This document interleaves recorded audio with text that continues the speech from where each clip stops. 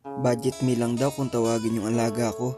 Pangmasang presyo, hindi kagandahan, lalong hindi rin kamahalan. Pero nang dahil sa mga alaga ko, nawawala ang stress ko. Yung pagising mo sa umaga tapos sila yung bubungad sa'yo. Siguro maintindihan mo rin ako kung parehas tayo ng bisyo.